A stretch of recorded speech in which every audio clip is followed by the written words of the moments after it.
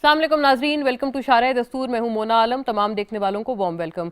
नाजरीन, पार्लियामान में finance तरमीमी bill जो है पेश हुआ और कल हमने देखा कि बहुत हंगामा आराई जो कि अपोजिशन बेंचेस की तरफ से नजर आई, और जाहिर है फिर ट्रेजरी बेंचेस की तरफ से भी हमने इसका एक सिमिलर बैकलैश भी देखा, और कुछ बदकिस्मत इस किस्म के आपस में बाकायदा कुछ हाथापाई भी कुछ अरकान के दरमियान होती भी देखी, जो कि बिल्कुल बदकिस्मत है। और इस किस्म के रुझानात हमारे पार्लियामेंट के हवाले से एक बहुत बड़ा सवालिया निशान छोड़ते हैं, खासतौर पर जब इतनी ज़रूरी बहस चल रही हो और इतना ज़रूरी सेशन हो।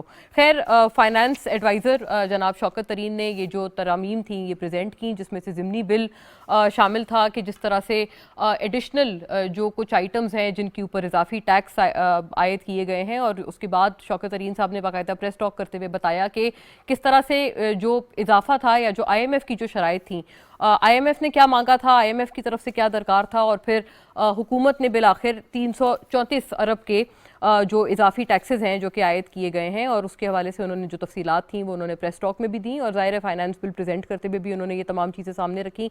मरकज़ी बैंक के हवाले से भी नाजरीन एक ज़रूरी बिल और एक अच्छा बिल बल्कि प्रेजेंट किया गया है, जिसके हवाले से ये है कि मरकज़ी बैंक से हुकूमत जो है कर्ज लेने पे हुकूमत की पाबंदी आयद की गई है। और ये जो बिल है ये भी कौमी असम्बली में इसी कल ही के सेशन में प्रेजेंट किया गया। स्टेट बैंक अब आइंदा हुकूमत को जब भी कोई कर्ज देगा तो उसके बाद इसमें काफ़ी सारी शर्तें हैं जो कि आयद की जाएंगी, और जो इसके अलावा जो स्टेट बैंक की तरफ से जो एक रिटर्न जो स्टेट बैंक को है वो भी फौरी तौर पर हुकूमत करने की पाबंद होगी। तो इस तरह से स्टेट बैंक के पास जो फिस्कल स्पेस है वो बढ़ जाएगी अगर हुकूमत स्टेट बैंक से बोरोइंग कम करे, या स्टेट बैंक से बोरोइंग अगर हुकूमत की कर्टेल कर दी जाए, जो कि इस बिल के तहत की गई है।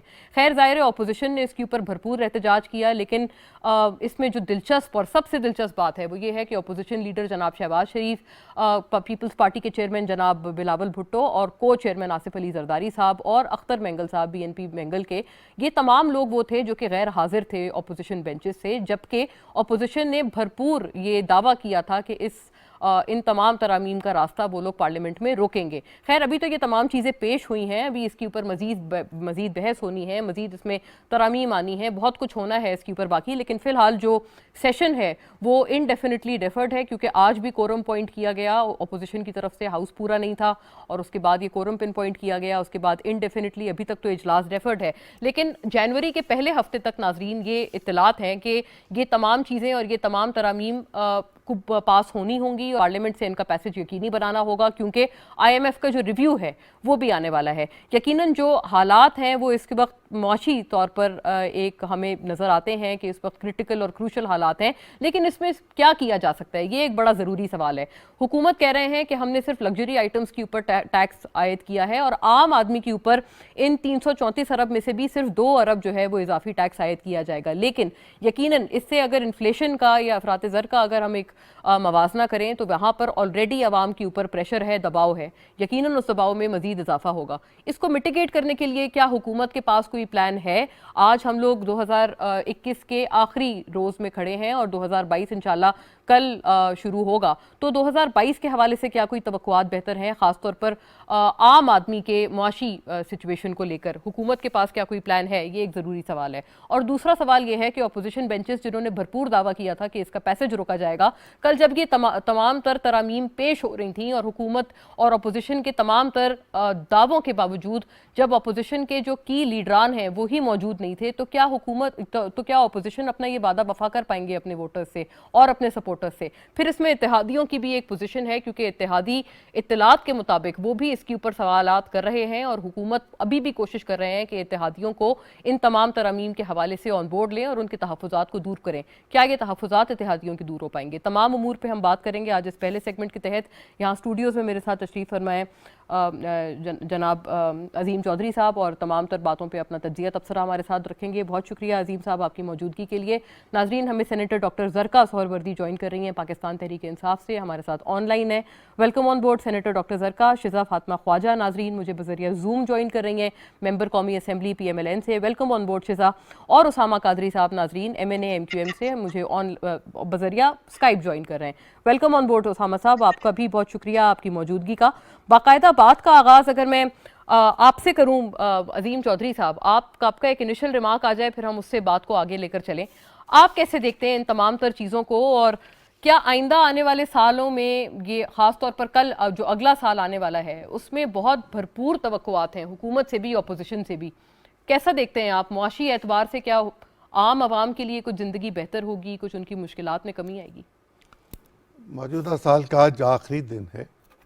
इस साल में बहुत सारी तलखियाँ रहीं, कुछ खुशियाँ भी रहीं।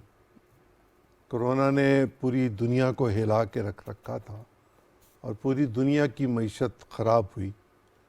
हम कदरे बेहतर रहे, हमने कुछ एहतियात की, कुछ हमने दवा की और हमारे लोगों ने वैक्सीन लगवाई। हमें मज़ीद इस पे तवज्जो देनी चाहिए ताकि हमारे लोग इत्मीनान के साथ ज़िंदगी बसर कर सके। और मैं तवक्को करता हूँ कि आने वाला साल हमारे लिए खुशियों का साल होगा, हमारे लिए बेहतरी का साल होगा, इंशाल्लाह अमन और सलामती का साल होगा और पाकिस्तान के इस्तेहकाम और जमहूरियत के इस्तेहकाम का साल होगा। जहाँ तक ज़िमनी बजट का मामला है, ये हुकूमत का एक हक है कि वो ज़िमनी बजट पेश कर सकती है और उसकी वो शराइत जिनके तहत वो पेश कर रही है उसमें इस दफ़ा एक नई बात यह है कि ये IMF की ख्वाहिश के मुताबिक किया जा रहा है। नॉर्मली गवर्नमेंट्स अपनी मर्ज़ी के मुताबिक किया करती हैं और कल जो फाइनेंस मिनिस्टर साहब या फाइनेंस एडवाइज़र साहब गुफ्तगू कर रहे थे वो इस बात की गम्माज़ी कर रहा था कि IMF ने हमें ये कहा तो हमने उनको ये कहा, उन्होंने ये कहा तो हमने ये कहा, उन्होंने ये कहा तो हमने ये कहा। ये कहीं नहीं था कि हमने उनको ये कहा तो उन्होंने ये कहा, हमने उनको ये कहा तो उन्होंने ये कहा। ये साबित करने की कोशिश की जा रही थी कि ये बजट हमारा नहीं है, हम पर ठोंसा गया है। जहाँ तक अपोजिशन का मामला है, ये अपोजिशन का राइट है कि वो एहतजाज करे, लेकिन कल जो इस तरह का एहतजाज हुआ पाकिस्तान की तारीख़ के अच्छे दिनों में से नहीं था। और लेकिन हमारी ही तारीख़ है कि हमने कौमी असम्बली में डिप्टी स्पीकर को कुर्सी मार के मार दिया हुआ है। ये ढाका में हुआ था। लेकिन यहाँ सूरत हाल खुदा ना करे वैसी कोई हो, और अब तो खैर कुर्सियाँ भी भारी भरकम है। लेकिन मैं ये अर्ज़ करता अल्लाह खैर करे, मैं ये अर्ज़ करता चलूँ कि जो तजावीज़ बजट पे रखी गई वो यकीनन हमेशा हुकूमत उनको अखवा रखती है, कैबिनेट से पास करती है और लेकर आती है। और उन लीडरों का ना आना जिनका आप जिक्र कर रही थी, अगर वो काउंटिंग के दिन नहीं होंगे तो फिर एक मसला होगा कि वो नहीं आए। काउंटिंग से पहले उनका ना आना कोई मायने नहीं रखता और उनका आना ना आना एक बराबर है। लेकिन अपोजिशन जो है उसको ये चाहिए कि उनके जो इख्तलाफात हैं, जो वो तजावीज़ देना चाहते हैं, वो फ्लोर ऑफ द हाउस पर दे। ठीक है, राइट, करेक्ट। ये बिल्कुल बात सही है कि कल काउंटिंग तो खैर नहीं थी, ये एक अलग बात है, लेकिन ये कि सिंबॉलिकली स्पीकिंग उनकी उसी तरह से अहमियत है क्योंकि अपनी तमाम पार्टीज के तमाम तर के वो रिप्रेजेंटेटिव्स हैं और अपोजिशन लीडर तो ऑब्वियसली जब अपोजिशन ही उन्होंने करनी है इनमें तो उनकी भी प्रेजेंस की अपनी एक सिग्निफिकेंस है। शिजा फातिमा ख्वाजा, आपकी तरफ मैं आती हूँ। आप इकोनॉमिक्स को और इन तमाम तर मामलात को खासा बेहतर समझती हैं। एक तो बताइएगा कि क्या ये जिमनी बिल इसे कहें या आप लोग जैसे मिनी बजट कह रहे हैं, तो क्या ये वन ऑफ अ काइंड है? जाहिर है आपके ज़माने में भी हमने मिनी बजट्स देखे। क्या वजह है कि हुकूमतें मुश्किल फैसले करने से कतराती हैं, जो कि उनको टैक्स, इजाफी टैक्स उनको दे सकते हैं कलेक्ट करके, जिसमें प्राइवेटाइजेशन का अमल है, जिसमें बहुत सारे मुश्किल फैसले हैं जिनका IMF भी कहता है कोई हुकूमत वो नहीं फैसला कर पाती। ये मौजूदा भी नहीं कर पाई, पिछले भी नहीं कर पाए। तो ये रिकरिंग एक साइकिल है। और ये जो स्टेट बैंक का बिल है ये तो इन एसेंस इतना बुरा नहीं है जितना आपकी जमात की तरफ से स्पेल आउट किया जा रहा है। बिस्मिल्लाहिर्रहमानिर्रहीम। देखिए, बात ये है मोना कि मिनी बजट है ये बिल्कुल, और ये इसको तरह तरह के अल्फाज से कहते रहे, मगर at the end of the day जब ये इसके ऊपर जब टैक्सेस आयद कर रहे हैं तो ये एक फाइनेंस बिल है और ये फाइनेंस बिल की तरह ही पेश किया गया है। अब बात ये है कि जब हम 2021 का बजट आपने सुना था, फाइनेंस मिनिस्टर और वजीर आज़म और तमाम वज़रा की जो कमेंट्री थी वो ये थी कि ये पाकिस्तान की हिस्ट्री का सबसे अच्छा बजट है। हम कोई टैक्सेस नहीं लगाएंगे, हम अवाम के ऊपर बोझ नहीं डालेंगे, हमें पता है महंगाई है। ये तमाम बातें वादे किए गए और फिर 6 महीने बाद हम कहते रहे कि आप अभी सही फैसले कर लें, हम अमेंडमेंट्स डालते रहे कि आप अभी सही फैसले कर लें, मगर इन्होंने नहीं माना। और अब 6 महीने के बाद ये जो एक 450 अरब का टैक्स जो है वो इस मुल्क के ऊपर लग रहा है, और गरीब आवाम पे, ये मैं अब इसकी हम बात करते हैं, मैं इस पे जरा फोकस करूंगी कि कैसे ये कहते हैं कि गरीब आवाम जो है इम्पैक्ट नहीं हो रही। उनसे अब ये जो टैक्स मौसूल कर रहे हैं, आप अगर सच्चे दिल से, चाहे वो पीटीआई है, चाहे वो कोई भी पॉलिटिकल पार्टी है, या वो तज्जियाकार है, या आप मीडिया है, आप जरा सोचें कि क्या इस वक्त पाकिस्तान की आवाम में इतनी सकत है कि वो मजीद महंगाई बर्दाश्त कर सके। पिछले 3 साल के अंदर इस मुल्क के अंदर जो मैं बल्कि 1 साल के आपको पीबीएस के अगर फिगर्स दे दूं तो सिर्फ जो बिजली है वो तकरीबन 150% महंगी हुई है, गैस जो है वो 100% तकरीबन महंगी हुई है। इस मुल्क के अंदर आटा, चीनी, आप देखें हम किन कीमतों पे ये चीजें छोड़ के गए थे। 53 रुपए पे चीनी थी, आज 120 रुपए से कम नहीं मिलती। आटा है, रोटी है, तो वो 15-20 रुपए के ऊपर रोटी नान है। तो इस वक्त तो कोई गरीब आदमी 1 रुपए का टैक्स बर्दाश्त करने की सकत नहीं रखता। आप थोड़ा सा, मैं अगर मोटा मोटा एनालिसिस करूं, ये जो मिनी बजट लेके और कहते हैं कि गरीबों पे नहीं लगेगा, देखिए खुद कहते रहे और इस बात को रोते रहे कि इस मुल्क के अंदर जो दालें हैं या बेसिक वेजिटेबल्स हैं वो इंपोर्ट होती हैं, बरामद करनी पड़ेगी। सही। गरीब आदमी दालें खाता है, सब्जियां खाता है। सीड ऑयल के ऊपर इन्होंने जो है वो अपना टैक्स लगा दिया है, तो क्या कुकिंग ऑयल होता है उसका। ये तमाम चीजें, ये वो चीजें हैं जो एवरी डे, हर रोज की अशिया है। फ्लोर मिल्स के ऊपर अगर टैक्स लगा है तो आपको क्या लगता है वो कंज्यूमर पे नहीं डालेगा? क्या ये कोई चेक्स एंड बैलेंसेस रखेंगे कि जो है वो आटे की कीमत जो आज तक तो इनसे कंट्रोल नहीं हुई कि वो कंट्रोल में रहेगी? आप 10% आपने आटे की कीमत बढ़ा दी। एक इंसान के जो बजट है घर का, उसके अंदर जो खाने पीने अशियाए खुर्दो नोश है, वो इस वक्त वो तकरीबन 50 से 60% उसकी जो है वो कीमत हो गई है, क्योंकि महंगाई इतनी है।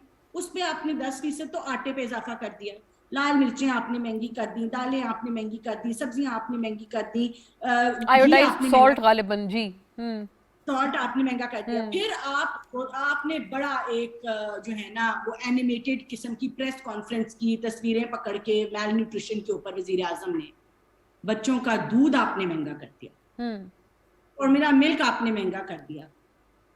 अब अगर एक घर जो है वो बच्चे को दूध नहीं पिला सकता, अपना खाना नहीं खा सकता, और जब वो बीमार हो जाए तो आपने सारी फार्मास्यूटिकल के रॉ मटेरियल महंगा कर दिया। फार्मास्यूटिकल जो दवाइयां हैं वो पहले ही पिछले 3 सालों में तकरीबन 500% से जो है वो। सही शिजा साहिबा, एक बात बड़ी इंपॉर्टेंट है कि अगर ऑपोजिशन लीडर शहबाज शरीफ साहब प्रेजेंट ही हिमसेल्फ नहीं थे, बिल्कुल आप सही कह रही हैं, ऑपोजिशन लीडरान ख्वाजा आसिफ साहब की जैसे बड़ी स्टेलर तकरीर थी, लेकिन उनकी प्रेजेंस तो मैटर करती है ना फिर भी, जब ये प्रेजेंट हो रहे थे तमाम बिल।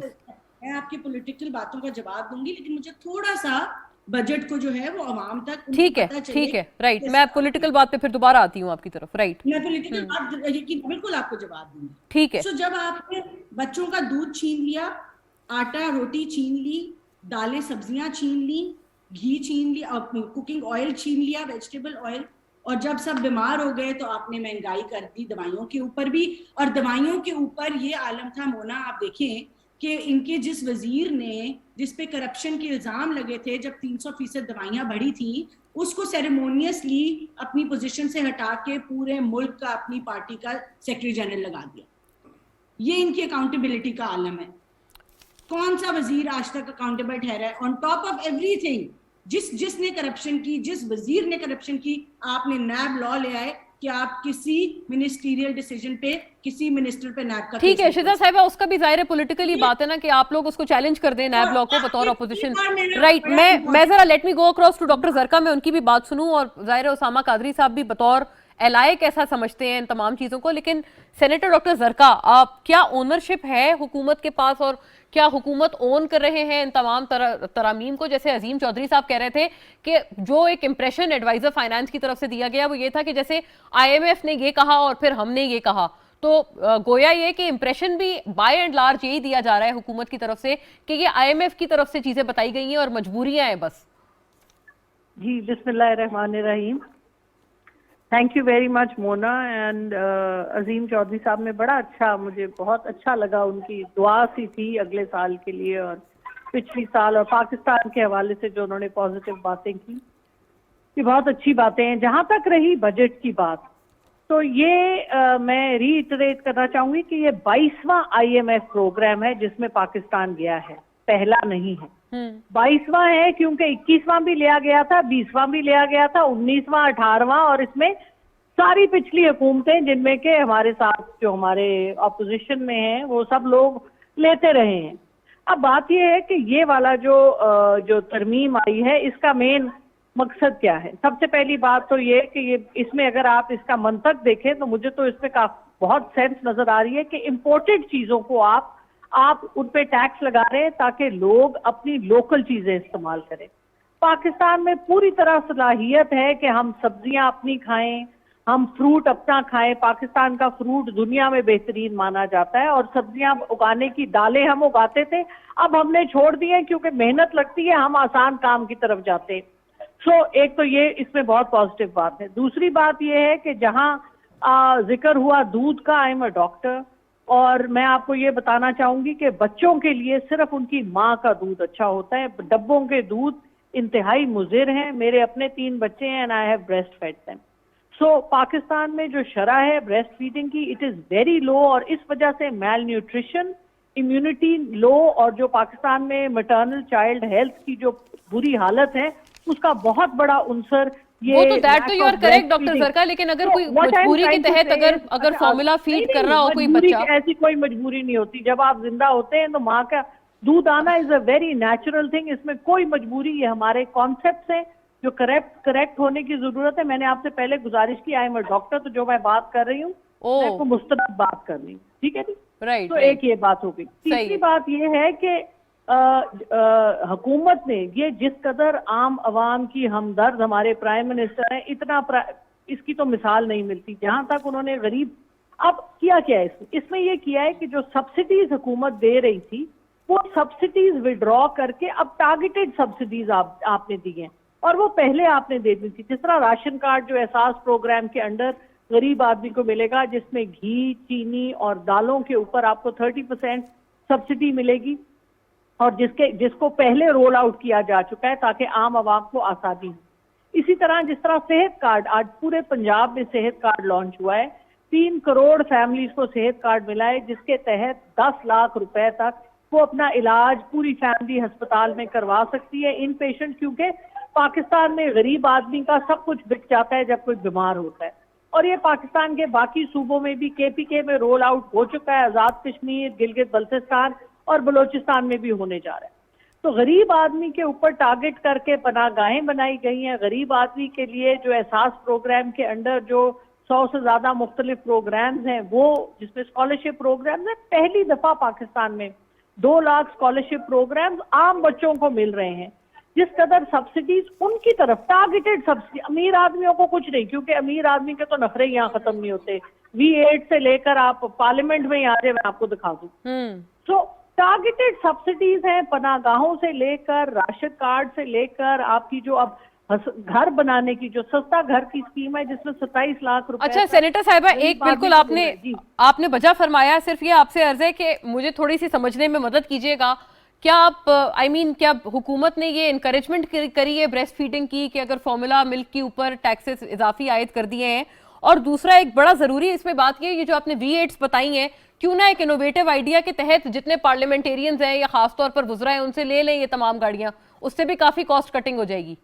बिल्कुल जी, मैं तो कहती हूँ इनको बोले ये एक बिल लेके आए, ऑपोजिशन वाले बिल लेके आए इसके ऊपर। सही है कि सब लोग अपनी V8 दे दें। हाँ। और जिन खास तौर पे जो अपने उसके ऊपर वो कार्ड नहीं लगाते, वो नंबर प्लेट भी नहीं लगाते, अप्लाइड फॉर लिख के आते और कहते हैं कि क्यों हमसे पूछते हो कि हमारी गाड़ी कहाँ से आई है।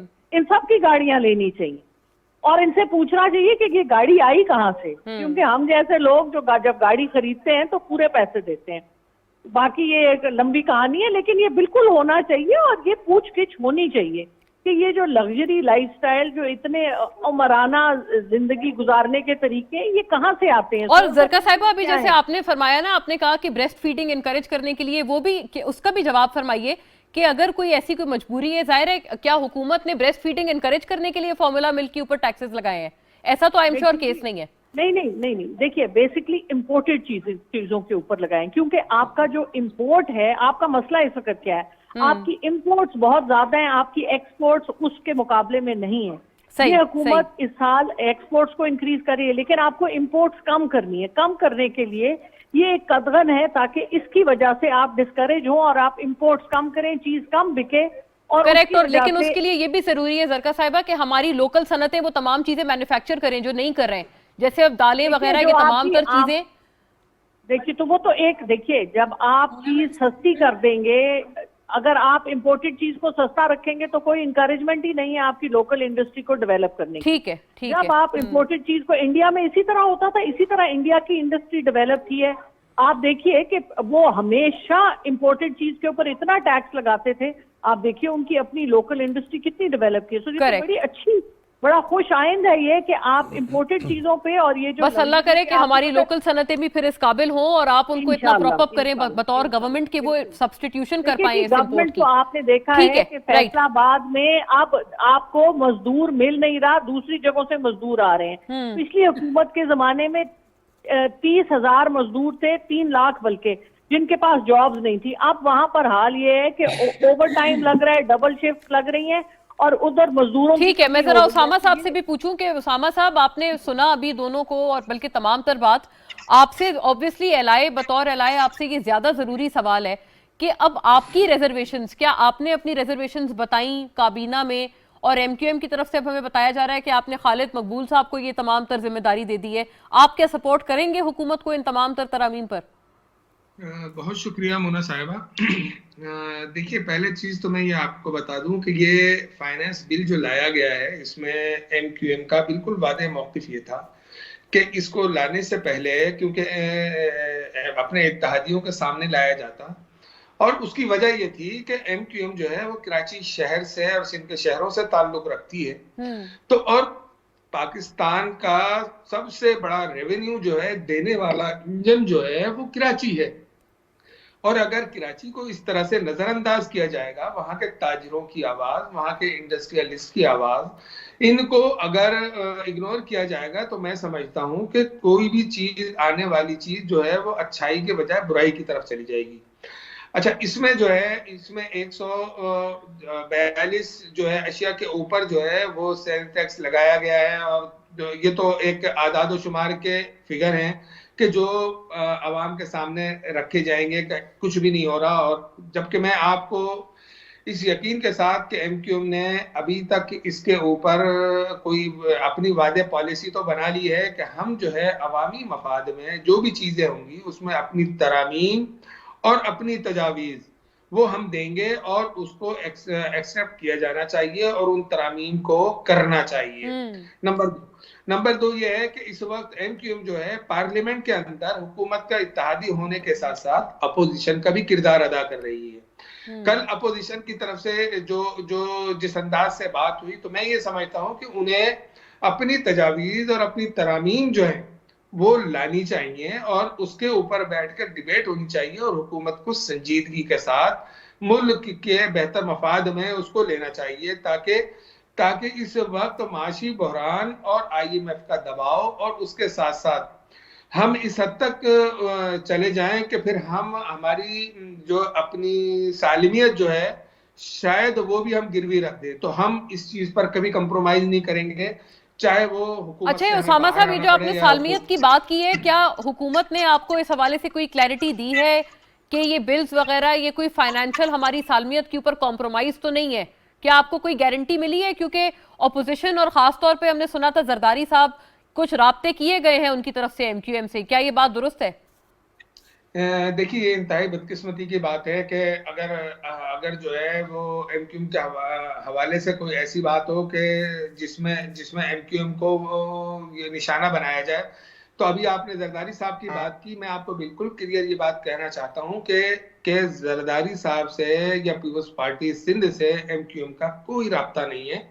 हम जो है ये अवाम के बेहतर मफाद में, हम जो है अपोजिशन में भी अपना किरदार अदा कर रहे हैं, और हुकूमती इत्तेहादी होने के साथ साथ उनके लिए भी राहें मुतय्यन कर रहे हैं। अब मैं इस फाइनेंस बिल के हवाले से चंद एक चीजें आपको बता दूं कि जैसे अभी पाकिस्तान एक ज़रई मुल्क है, और आज बदकिस्मती ये है कि हम अपनी अशियाए खुर्दोनोश भी जो है वो दरामद कर रहे हैं। बुनियादी वजह क्या है कि आपने एक आम किसान, आम काश्तकार को सब्सिडी देने का बजाय किसी भी हुकूमतों ने, मैं सिर्फ पीटीआई की बात नहीं कर रहा बल्कि मैं दीगर गुज़िश्ता अदवार की हुकूमतों की बात कर रहा हूं, तो उन्होंने एक आम किसान और एक आम काश्तकार को कोई रिलीफ नहीं दिया। आज वो काश्तकार जो है वो बदजन है और वो काश्तकार जो है वो काम जो है वो बेगारियत समझकर काम कर रहा है। हमारा मौक़िफ़ ये है कि अगर आपने इस मुल्क की मईशत को खड़ा करना है तो आप ज़रई जमीन पर नहीं बल्कि ज़रई आमदन पर आप टैक्स लगाइए, इन जागीरदारों पर जो बिल्कुल बिल्कुल में रहते हैं। ये मुश्किल फैसले हैं जो नहीं करते हैं हमारी हुकूमतें। बिल्कुल दुरुस्त फरमाया आपने। जो बड़ी बड़ी गाड़ियों में रह रहे हैं तो उनके ऊपर आप टैक्स लगाइए, उनके एनटीएन नंबर मौजूद नहीं है। और आज कराची शहर के करोड़ों लोग जो है, लाखों लोग जो है वो इतना रेवेन्यू दे रहे हैं कि एक लियाकताबाद का छोटा सा इलाका कि जिसमें सिर्फ दुकानें मौजूद हैं और वो लाहौर से एक टाउन भी नहीं कहा जाए जिसको, और लाहौर से ज्यादा जो है वो रेवेन्यू दे रहा है। तो मैं समझता हूं कि हमें अपने निजाम को ठीक करना चाहिए। इसमें अपोजिशन का किरदार इंतहाई मुस्बित होना चाहिए। और मैं ये समझता हूं नून लीग से कि नून लीग को जो है बहुत भरपूर किरदार अदा करना होगा। उन्हें जो है हुकूमत के साथ बैठना पड़े तो बैठे भी इस मईशत के मामले पर, वरना बहरहाल हम किरदार अपना तो अदा कर रहे हैं। सही बतौर इत्तेहादी आपने कहा आप अपना किरदार अदा कर रहे हैं। अजीम साहब, आप अब बताएं कि ये आज तो हमने देखा ये इनडेफिनेटली ये डेफर हो गया और कोरम पिन पॉइंट किया गया ऑपोजिशन की तरफ से, तो फिर क्या आगे जाते हुए क्या संजीदगी है इन तमाम तर मामलात पे? क्योंकि कुछ तरामीम वगैरह आएंगी तभी हम थोड़ा सा इस चीज को थोड़ा स्टेबल कर पाएंगे, वरना एट प्रेजेंट तो आपको पता है इस अभी मौजूदा फॉर्म में तो ये बिल आपके सामने है, इसके ऊपर बाय एंड लार्ज तो आपको पता है क्रिटिसिज्म है। तो तीन चीज़ों की वजाहत करना चाहता हूँ। जी डॉक्टर ज़रका जिक्र कर रही थी बड़ी गाड़ियों का। मोहम्मद खान जुनैज़ जब प्राइम मिनिस्टर थे तो उन्होंने बड़ी गाड़ियों पर पाबंदी लगा दी थी और मैक्सिमम 1300 सीसी की गाड़ी चल सकती थी। दुरुस्त। और वो खुद भी 1300 सीसी की गाड़ी इस्तेमाल करते थे। इसी तरह इस पिछले दिनों में हमने टीवी पर देखा कि डीएपी नहीं मिल रही किसानों को। ये बहुत बड़ा क्राइसिस है जी। अगर पानी की कमी हो और डीएपी ना हो तो गंदम की फसल अच्छी नहीं आएगी, और अगर अगले साल गंदम अच्छी नहीं होगी तो फिर मईशत पर एक और बोझ होगा। हमारे पास चीनी मौजूद थी, लेकिन चीनी चोरों ने चीनी को छुपा लिया और हुकूमत वो चीनी जो थी वो रिकवर नहीं करवा सकी और चीनी की कीमत बढ़ गई। नई जो आई चीनी मार्केट में उसके बाद कम होना शुरू हुआ। जो पाकिस्तान के सरकारी अफसरान जिस तरीके से काम कर रहे हैं, हुकूमत को उन पर नज़र रखनी चाहिए। हुकूमत को अपने टैक्सेस को बढ़ाने के लिए अपने टैक्स के निज़ाम पर नज़र रखनी चाहिए, ताकि इस तरह का जो मामला है कि सब्सिडी ख़त्म की जाए, नए टैक्सेस लगाए जाएं, मिनी बजट आए, ज़िमनी बजट आए, कुछ भी आए, उसकी ज़रूरत ना पड़े। हमारा रेवेन्यू इतना मौजूद हो कि हम उसमें बाहर किसी की तरफ ना देखें। सही है जी। हमारे यहाँ जो एक और बहुत बड़ा मसला है वो ये है कि हम पाकिस्तान के कानून को पूरी तरह मानने के लिए तैयार नहीं है। पाकिस्तान का कानून ये कहता है कि हम अपने जीडीपी का 60% से ज्यादा कर्ज नहीं ले सकते। सही, बिल्कुल, हम बिल्कुल, 100 से ऊपर चले गए हुए हैं। हम 100 से ऊपर चले गए हुए हैं, तो हमें तो अपना सारा पैसा इकट्ठा करके कर्जों में दे देना पड़ेगा। मैं जरा सबसे ज़ाहिर ये बात पूछूं, ये तो बहुत जरूरी एक सवाल है जी। शिजा साहिबा, आप बताइएगा, एक तो गैर मौजूदगी शहबाज शरीफ साहब ऑपोजिशन लीडर की, क्या ये आगे भी अगर रही, और क्या आप लोग अभी भी डिटर्मिन्ड हैं कि आप लोग इसका पैसेज रोकेंगे? क्योंकि इनिशियल तो वो जो वाइब थी वो थोड़ी डाई डाउन हो गई जब गैर मौजूद थे ऑपोजिशन लीडर। देखिए मोना, बात ये है कि मिनी बजट खाली ले होना था, पैसेज ऑफ बिल आज तो था ही नहीं ना। मिनी जो फाइनेंस बिल है वो ले हुआ है, ले होने के बाद it has gone to the Senate के पास 14 दिन होते हैं अपनी रिकमेंडेशंस भेजने के। मीनवाइल हम भी अपनी अमेंडमेंट्स बनाएंगे, उनको जमा कराएंगे, और इंशाल्लाह जो अगला सेशन है जिसपे इस बजट पे एक्चुअली वोट होना है और उसका पैसेज होना है, हमारी पिछले जो इनके बिल्स थे उनके ऊपर भी 100% अटेंडेंस थी, और आप देखेंगे कि आगे आने पे भी 100% अटेंडेंस होगी। उसका हमें किसी किस्म का कोई ना शक है ना शुबा है, और ना कोई कमिटमेंट इश्यूज हैं। शहबाज शरीफ साहब की आप बिल्कुल मौजूदगी देखेंगे और उनकी लीडरशिप में इंशाल्लाह जो है वो हम आवाम की आवाज़ उठाते रहेंगे। एक बड़ी इम्पॉर्टेंट चीज़, एक तो मैं इंडोर्स करूंगी चौधरी साहब को जो उन्होंने सारी बात की है कि किस तरह हम एग्रीकल्चर सेक्टर जो है आज भी हमने उनके टूल्स के ऊपर, उनके सीड्स के ऊपर हमने जो है वो मजीद टैक्सेस लगा दिए हैं ऑलरेडी। हमने प्लांट्स के ऊपर, एग्रीकल्चर बेस्ड केमिकल्स के ऊपर आज टैक्स लगाया है नया। तो फिर आप साथ कहते हैं कि आप लोकली ग्रो करें। एग्रीकल्चर जो फार्मर है उसके पास ना फर्टिलाइजर है, ना पानी है, ट्यूबवेल जो हम 6 रुपए यूनिट पे छोड़ के गए थे 14 रुपए यूनिट पे उसको मिल रहा है, ना वो बिजली का बिल दे सकता है, तो वो कहाँ से लोकल ग्रोथ जो है बढ़ाए। हम इस मुल्क को चीनी एक्सपोर्ट करता हुआ छोड़ के गए थे, आटा एक्सपोर्ट करता हुआ छोड़ के गए थे। आज बम्पर क्रॉप करती हुई हुकूमत दोनों चीजें जो है वो इंपोर्ट कर रही है। तो देखिए, लोगों को आप बेवकूफ नहीं बना सकते इस तरह की बातों में। बात यह है कि लोगों का जो अपने हाथों से खर्चे कर रहे हैं उनको पता है। कल वो वजीर साहब ने कह दिया मैं बीमार हुआ, मुझे पता लगा दवाइयां बहुत महंगी हैं। एक मैं बड़ी इंपॉर्टेंट जो इशू रेज करना चाहती हूँ वो ये है कि इस वक्त इस मुल्क में और दुनिया में एक एनवायरनमेंट का जो इस मसला है वो बहुत ज्यादा इंपॉर्टेंट है। लाहौर पिछले कई महीनों स्मॉग, इस्लामाबाद भी most hazardous city in the world है, दुनिया की सबसे खतरनाक है।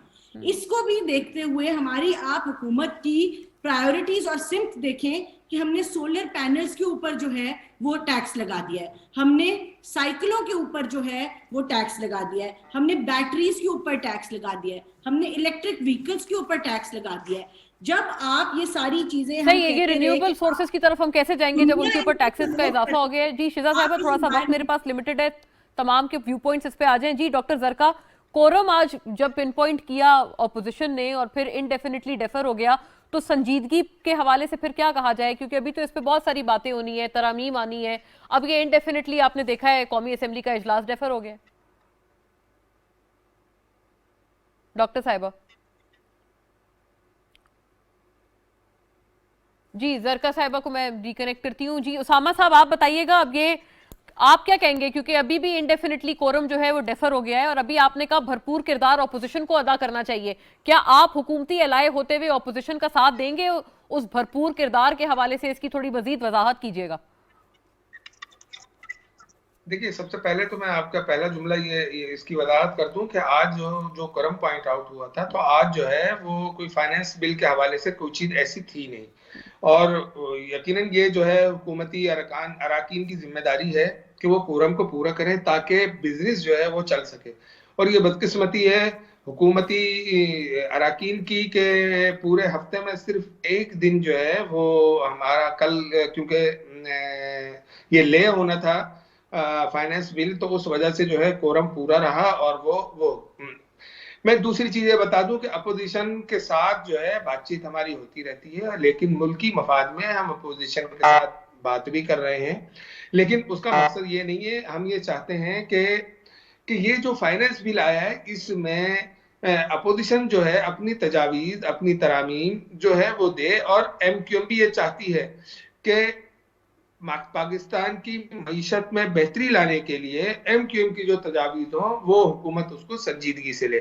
सिर्फ इत्तेहादी होने का मतलब ये नहीं है कि हम उनकी हर बात को मनोन तस्लीम करेंगे और हर बात के ऊपर हम यस सर और कहते हुए जाएंगे। तो एमक्यूएम ने इस फाइनेंस बिल के ऊपर अपना क्लियर मौकिफ जो है वो असेंबली में दिया भी है, और पार्लिमानी मीटिंग में बिल्कुल खुलकर ये चीज कह दी है कि इस तरह से जो है न तो इत्तेहादी आपके साथ चल सकते हैं कि आप मुल्क की मफादात के लिए जो समझते हैं काम करें, और आप अपने इत्तेहादियों से ये तवक्को रखें कि वो आपके साथ जो है आंख बंद कर चलेगी। सही, तो ऐसा सही, यानी गोया ये कि आप कह रहे हैं प्रेजेंट अभी शेप में तो आपको काबिल कबूल नहीं है, इसमें तरामीम वगैरह आएंगी, उसके बाद फिर आपके लिए काबिल कबूल होगा ये बिल, ये तमाम तरामीम। देखिए, ये फाइनेंस बिल जो है ये कोई खुशी से जो है हुकूमत ने, मैं ये समझता हूँ कि नहीं बनाया है, बल्कि ये IMF की रिक्वायरमेंट थी जिसके ऊपर इस पर उन्होंने तैयारी की है। लेकिन देखना सिर्फ ये है कि इसमें आपने उस गरीब और मुतवस्सित तबके को जिसकी कमर पहले ही महंगाई के बोझ तले दबी हुई थी,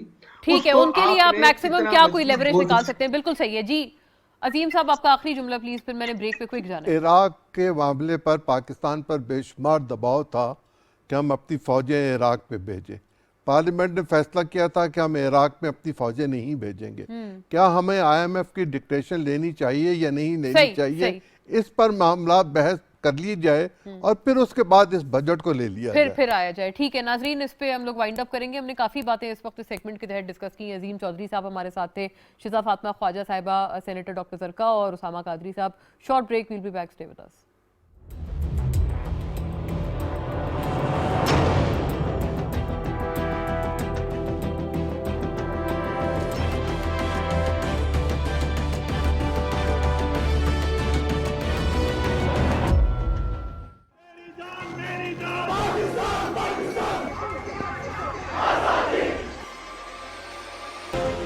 The idea is that they would want to change the demography here in Jammu and Kashmir.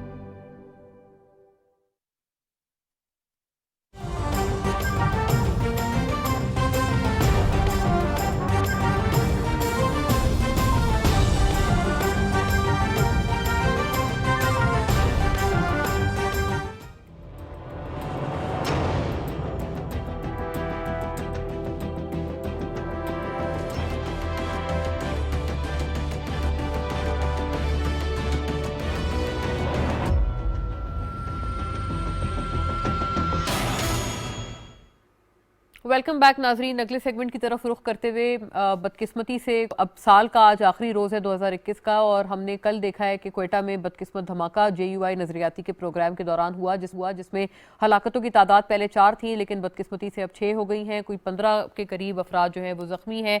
इस सिलसिले में चीफ मिनिस्टर ने जो है वो मज़ीद रिपोर्ट मांगी है और एक बाकायदा एक डिवाइस के नस्ब करके ये जो धमाका है ये किया गया था।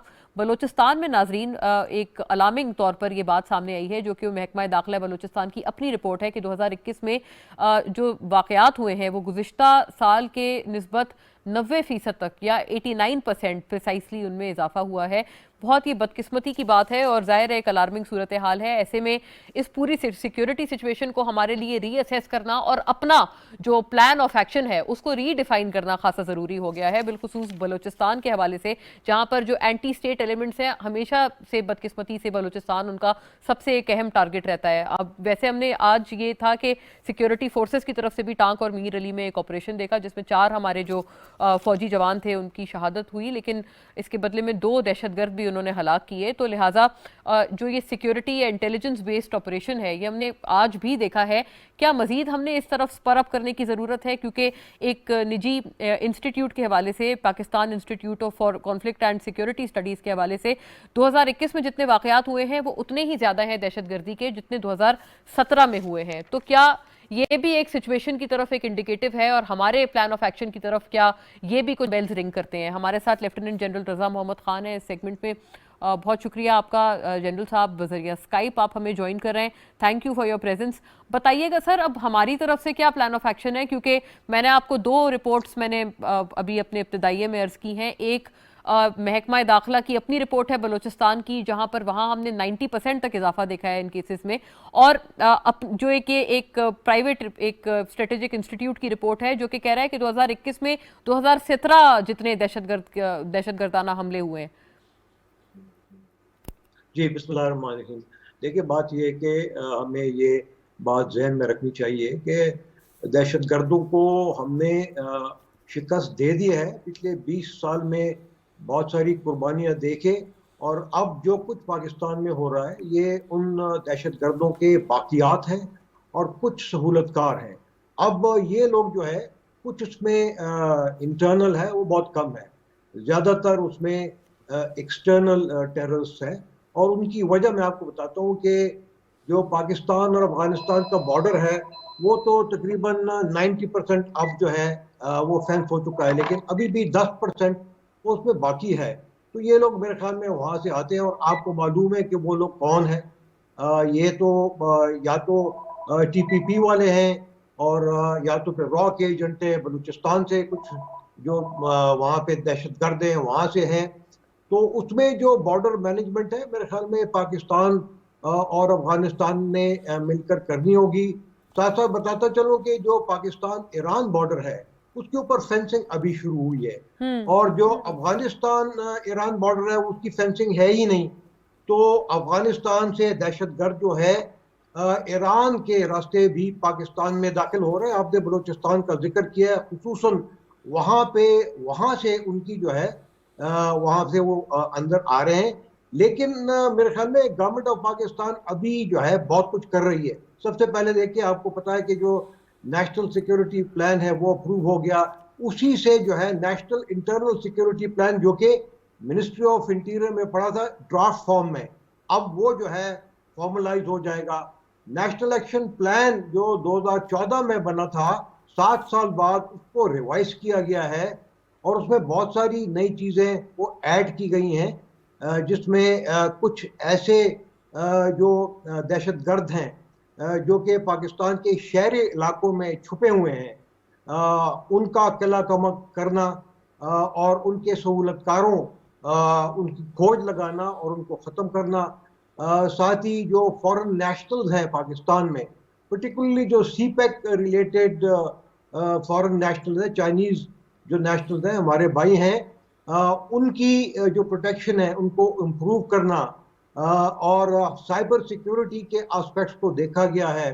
ये आपको बताता चलूँ कि 18th अमेंडमेंट की वजह से जो लॉ एंड ऑर्डर है एसेंशियली वो अब एक प्रोविंशियल सब्जेक्ट है। और आपने उसका जिक्र दिया किया जो कि प्रोविंशियल बलूचिस्तान के जो मिनिस्टर हैं वो उन्होंने ज़्यादातर वहाँ पे देखा है, लेकिन फेडरेशन उनको हर किस्म की हेल्प प्रोवाइड कर रही है। अच्छा जनरल साहब, एक बात आपसे अगर मैं अर्ज करूं कि आपने TTP का भी तस्करा किया, तो इस हवाले से आपको पता है इनके भी अटैक्स बाय एंड लार्ज हमने काफी देखे हैं, डिस्पाइट द फैक्ट कि तालिबान की गवर्नमेंट है अब अफगानिस्तान में। तो इनके होते हुए ये फरमाइएगा पाकिस्तान की फिर कैसी स्ट्रैटेजी आप समझते हैं? हमने मुज़ाकरात करने की कोशिश की, फिर इन्होंने सीज फायर खत्म कर दिया, फिर हमने इजाफा भी देखा है इनकी तरफ से जो अटैक्स या हमले किए जा रहे हैं। आपको लगता है कि स्ट्रैटेजी को रिविजिट करने की जरूरत है या नहीं? देखिए, बात यह कि इसमें जो तालिबान गवर्नमेंट है उन्होंने इंटरनेशनल कम्युनिटी के साथ कमिटमेंट की है, इंक्लूडिंग पाकिस्तान, कि उनकी सरजमीन टेररिज्म के लिए इस्तेमाल नहीं होगी। और ये उनकी एक रिस्पॉन्सिबिलिटी है कि इस बात को यकीनी बनाएं कि चाहे वो TPP वाले हैं या रॉ के एजेंट्स हैं या बलोच रेबल्स हैं, उनको या तो गिरफ्तार करें, ये उनकी रिस्पॉन्सिबिलिटी है, या अगर वो पाकिस्तानी सिटीजन हैं तो हमारे हवाले करें। उनको पता होना चाहिए कि बॉर्डर मैनेजमेंट जो है वो दोनों मिलकर जब करेंगे और फेंसिंग को वो सपोर्ट करेंगे तो ये दोनों ममालिक के मफाद में है। और फेंसिंग जो है वो ना सिर्फ एक रियलिटी है बल्कि एक ज़रूरत है, दोनों ममालिक की वो ज़रूरत है। और हमारी तवक्कुआत हैं जो मौजूदा तालिबान गवर्नमेंट है कि TPP को हमारे हवाले करें, और अगर वो इस बात पे राजी नहीं है कि वो पाकिस्तान के साथ हमारे टर्म्स के ऊपर बातचीत करें, तो वो इसके अलावा और कोई तरीका नहीं है कि वो उनको गिरफ्तार करें या सबको हमारे हवाले करें। तो ये जो है मेरे ख्याल में ये जिस तरह पाकिस्तान उनकी मदद कर रहा है OIC के थ्रू बिल्कुल और इंटरनेशनल कम्युनिटी के थ्रू, उनकी भी उतनी रिस्पॉन्सिबिलिटी है पाकिस्तान की तरफ। जनरल साहब, लेकिन ये जो फेंसिंग की आपने बात की, तो क्या तालिबान गवर्नमेंट की तरफ से कोई रेजिस्टेंस तो नहीं है इस फेंसिंग के मामले पर? क्योंकि कुछ जगहों पर हमने ऐसी इत्तलात जरूर सुनी थी। बिल्कुल, देखिए ये पिछले दिनों ये कुछ इस तरह के नापसंदीदा वाकयात हुए थे, लेकिन उनको बगैर किसी फायरिंग के उनको बातचीत के जरिए हल किया गया। और हम उम्मीद करते हैं कि आइंदा इस तरह की जो वाकयात है कम से कम वो तालिबान हुकूमत की तरफ से या उनके आर्म फोर्सेस की तरफ से या उनकी तरफ से वो नहीं होंगे। और आइंदा अगर इस तरह के कोई इशू होते हैं तो उसको इंशाल्लाह बातचीत के जरिए जो है ना वो हल किया जाएगा। और वो अपने ऑफिशियल जो है बॉर्डर ऑफिशियल्स उनको ये इंस्ट्रक्शन देंगे कि वो पाकिस्तान की इस एफर्ट्स को सपोर्ट करें उसको किसी तरह अपोज ना करें। बिल्कुल right. Thank you for your time lieutenant general Raza Mohammad Khan. नाजरीन हमारे साथ इस सेगमेंट में थे और हमने काफ़ी एक बात की सिक्योरिटी प्लान के हवाले से और क्या आया उसको रिविजिट करने की ज़रूरत है, बिलखुसूस टीटीपी के हवाले से काफ़ी अहम इनपुट्स हैं जो जनरल साहब से हमें मिली। थैंक यू फॉर वॉचिंग नाजरीन। एक अच्छा साल, एक प्रॉस्परस 2022 आप तमाम को हमारी तरफ से अल्लाह करे ये खुशियों का और आफियत का साल हो हम तमाम के लिए। Thank you for watching. See you in the next year tomorrow, that is see you later. अल्लाह हाफिज़।